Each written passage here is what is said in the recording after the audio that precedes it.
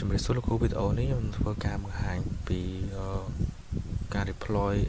FTP server នៅក្នុង AWS ឥឡូវចូលដំបូងយើងចូលទៅកាន់ EC2 មក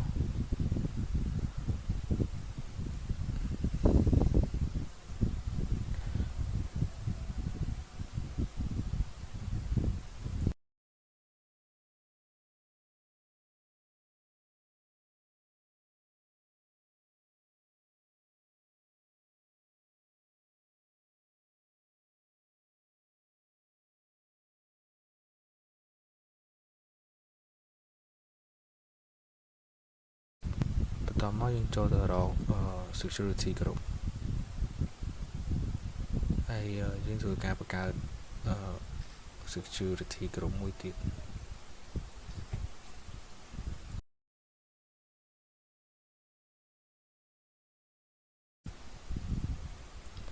អានេះយើងដាក់ឈ្មោះ security group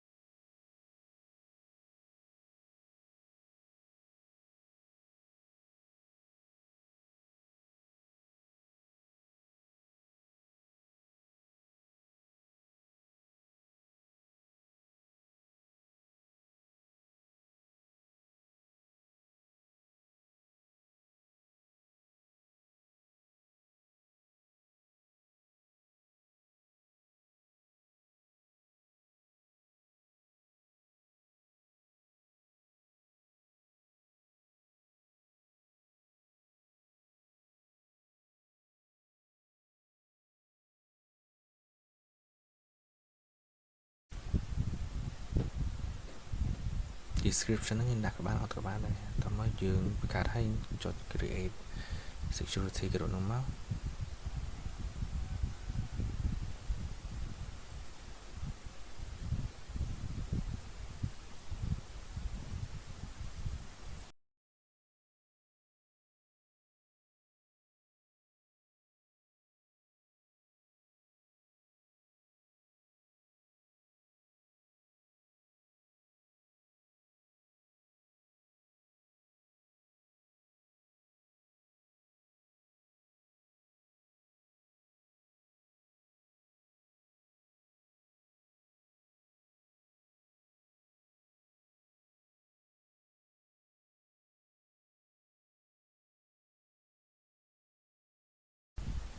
ចឹងបន្ទាប់ពីយើងបង្កើត security គ្រប់នឹងហើយយើងចូលទៅកាន់ instance របស់យើងមក instance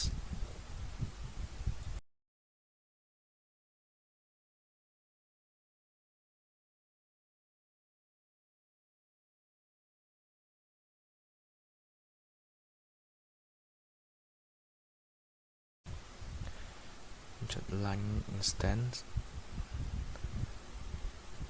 ហើយបង្កើតfile name tag របស់យើងចំពោះការងារហ្នឹងខ្ញុំសូមដាក់ file ឈ្មោះ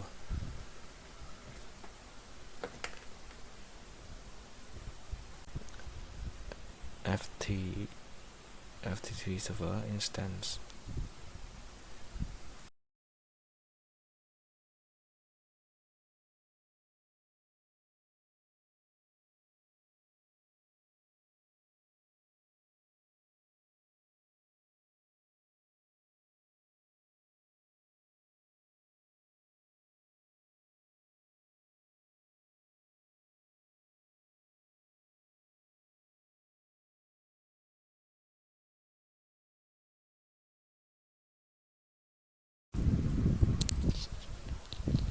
តោះមកយើងចុច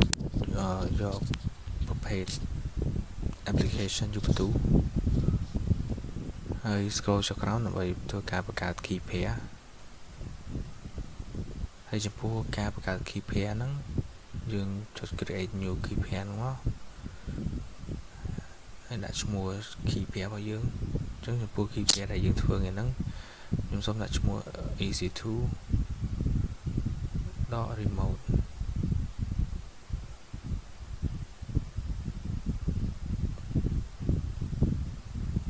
create ចឹងខ្ញុំសូមដាក់បង្កើត folder មួយ remote ចុះហើយ save ចូលទុក folder ហ្នឹង file នៅក្នុង folder ហ្នឹងដល់ពីបង្កើត key pair ហ្នឹងហើយយើងអាច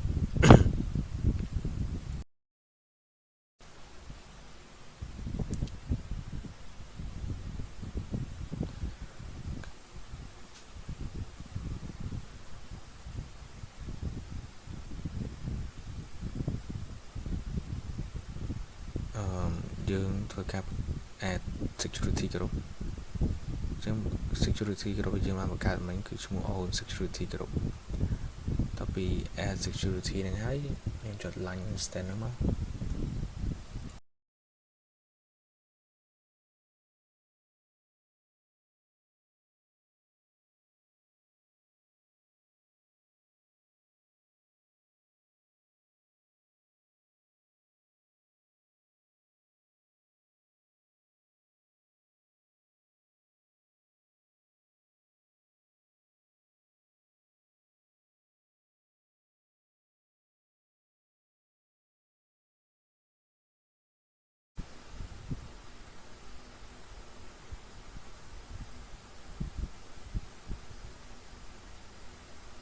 ចឹងយើងអាចរងចាំវាប្រហែលជា5នាទីអី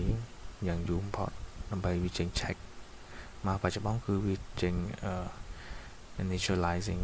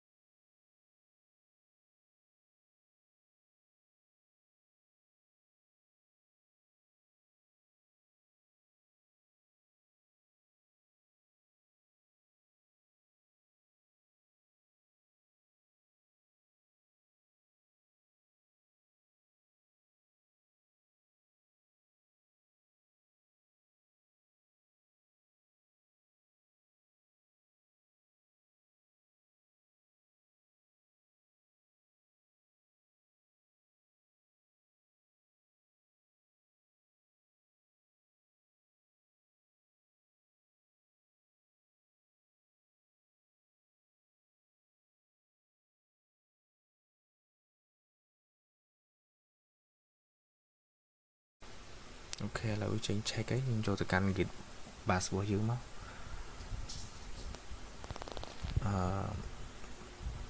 ទីដំបូងយើងចូលទៅកាន់ file ដែលយើង folder ដែលយើងបានដាក់ file pem ហ្នឹងមកអញ្ចឹងយើងវាយ cd download tab ហើយក្នុង cd ហ្នឹង download ហ្នឹងគឺជាមាន folder មួយឈ្មោះ remote យើងវាយ remote មកហើយ tab មកវាចូលទៅកាន់ folder ហ្នឹងឯងតមកយើងធ្វើការ copy ch mode របស់ file ហ្នឹង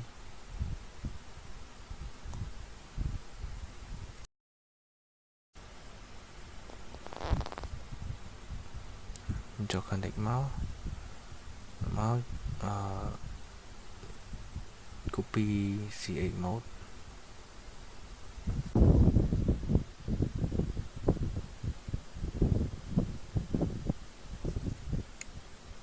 ហើយធ្វើការ copy asa ហ្នឹងមកអញ្ចឹង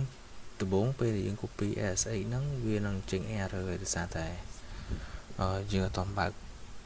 security permission ទៅ all TCP ហើយនឹងវា support ជាមួយនឹង00 IP ទាំងអស់អញ្ចឹងឥឡូវវាចេញ error អញ្ចឹងហើយយើងចូលទៅកាន់ security មក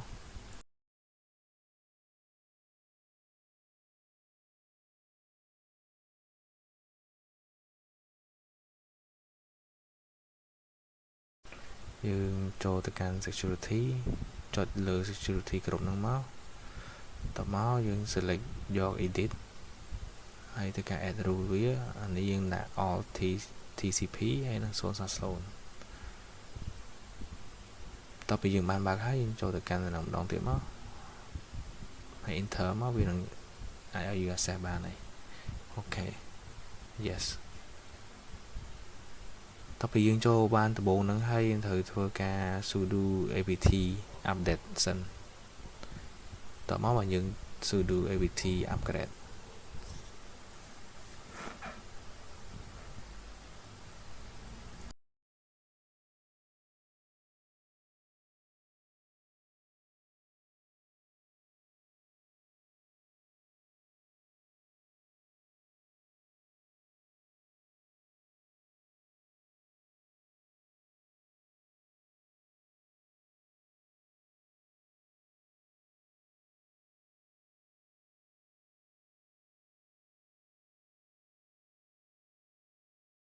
ហើយចំពោះការងារដែរយើងធ្វើការ sudo apt install vstpd .y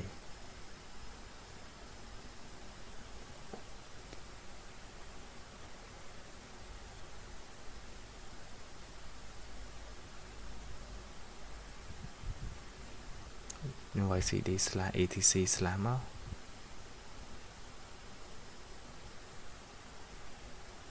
ដើម្បីយើងធ្វើការ nano បើក file ដើម្បី nano save file ក្នុងហ្នឹងកែកន្លែងមួយចំនួនខ្លះ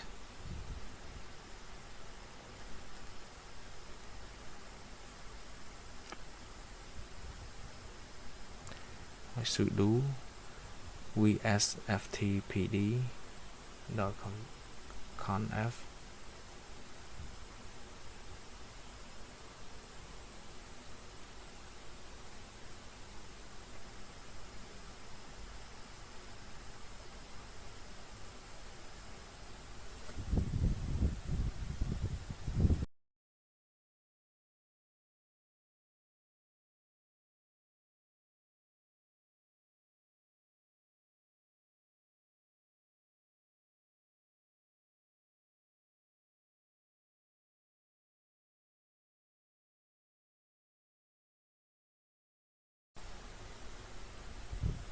តទៅបង្កើតហើយយើងធ្វើការ list វាមកអញ្ចឹងយើងបានពី file ហ្នឹងហើយឥឡូវយើងធ្វើការចូលទៅកាន់ nano file vsftpd .conf ខ្ញុំភ្លេច cf exit reason control x yes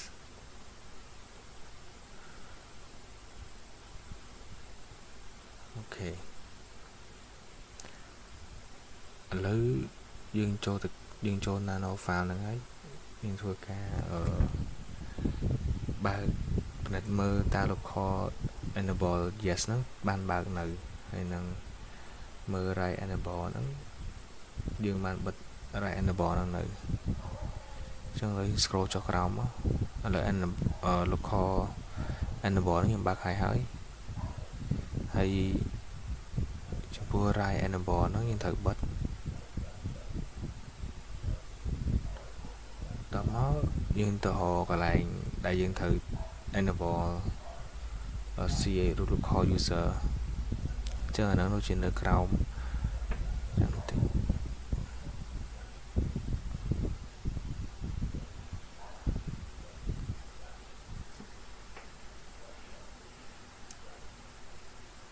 អូខេនៅលើហ្នឹងហើយធ្វើការ enable local ហ្នឹងមកហើយយើងលុបចោលអាធុងជ្រូកហ្នឹងតទៅពី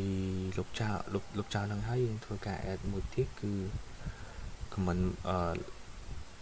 text មួយទៀតគឺ allow writable C8 root ហើយស្មើ yes ធំ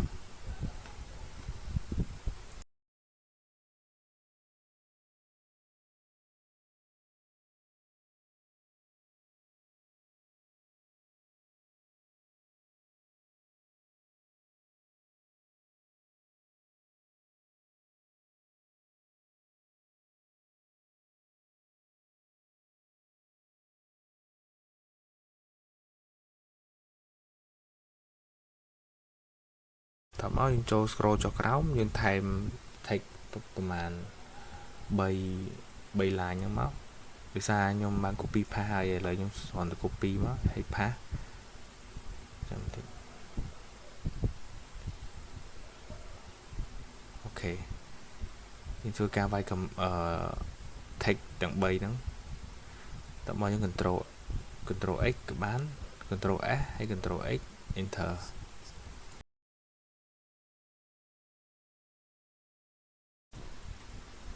តទៅយើង sudo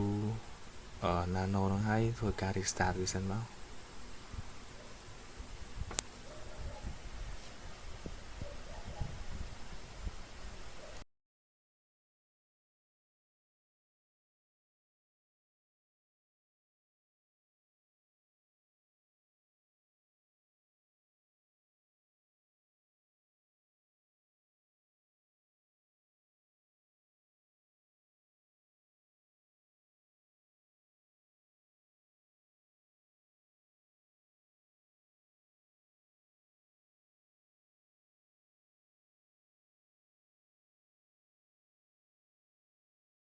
បន្ទាប់ពី restart ហើយយើងមើល status របស់ file ហ្នឹងអញ្ចឹងឥឡូវវា active ហើយ running ហើយ service ក៏វា enable ដែរឥឡូវវា active អស់ហើយយើងសាកចូលទៅកាន់ file jar របស់យើងមកធ្វើការ add ខ្ញុំ delete ហ្នឹងសិន add new site in FTP server easy to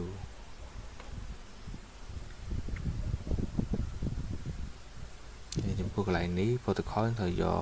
SX នេះ key file របស់យើងចំពោះ user របស់យើងគឺ user ubuntu ទៅ copy មក paste key file កន្លែងទីតាំងដែលយើងបានដាក់ host name ចំពោះ host យើងចូលទៅកាន់កន្លែង AWS របស់យើង EC2 ហ្នឹងជា host របស់យើងហើយ IP របស់យើងហើយ pass វាមកហើយចំពោះ port យើងបិទដៃវាអាចនឹងចាប់ auto ឲ្យយើងគាត់ហ្នឹងចុច OK មក file site manager ហើយខ្ញុំចុច connect always OK ឥឡូវវា connect ចូលហើយ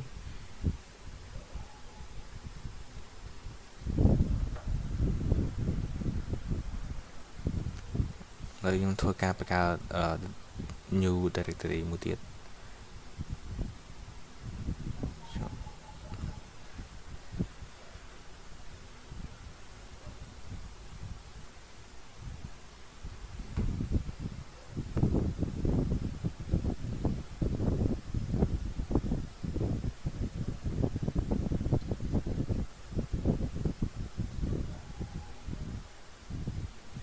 ញុំវាយ FTP clients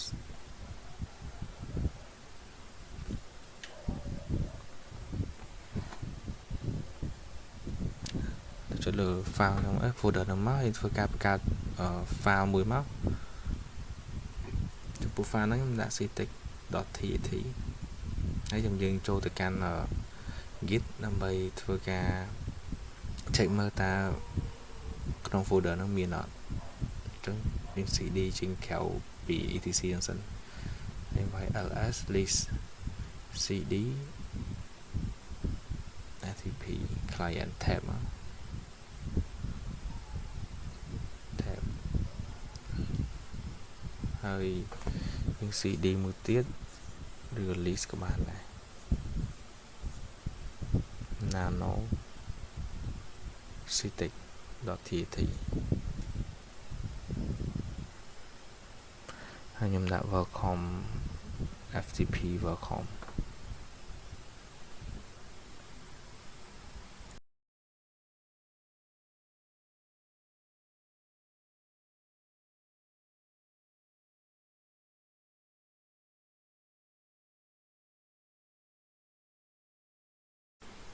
អូខេឥឡូវយើងសាក cat វាមើល tab អូខេឥឡូវវាចូលហើយ